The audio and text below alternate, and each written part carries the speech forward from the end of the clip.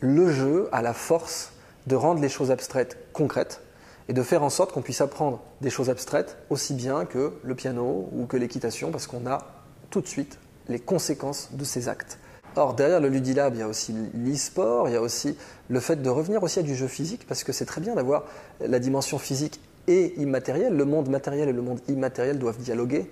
Avoir des courses de drone, par exemple, c'est exactement ça. C'est-à-dire qu'on a l'interface, ça c'est immatériel, mais on a le drone physique qui va être déplacé dans un objet, dans un hangar physique, dans un parcours physique. La stratégie vraiment de concrétiser l'abstrait par le jeu, elle peut libérer l'humanité de tout un tas de ses problèmes. Un des plus grands jeux de tous les temps, si ce n'est le plus grand jeu vidéo de tous les temps, c'est Chrono Trigger.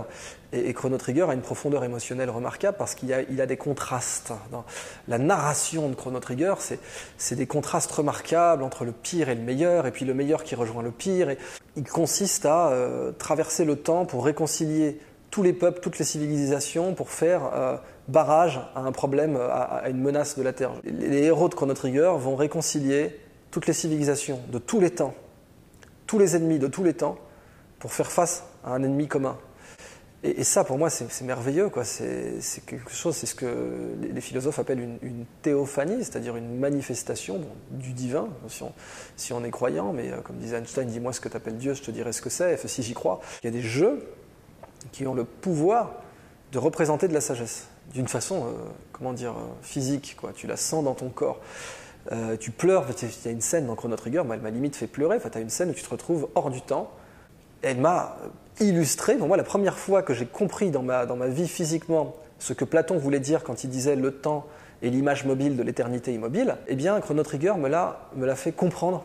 C'est-à-dire que je vois cette scène du jeu qui arrive à un moment et là je fais mais c'est ça, le truc de Platon. Les jeux vidéo, pour moi leur plus noble évolution c'est ça, c'est-à-dire t'amener à un wow effect où tu comprends, tu prends conscience de quelque chose qui était abstrait pour toi, c'est devenu concret, c'est devenu dans ta chair. Et là, bien sûr, la réalité virtuelle, la réalité augmentée ont tout leur rôle à jouer pour nous incarner des choses qui sont désincarnées.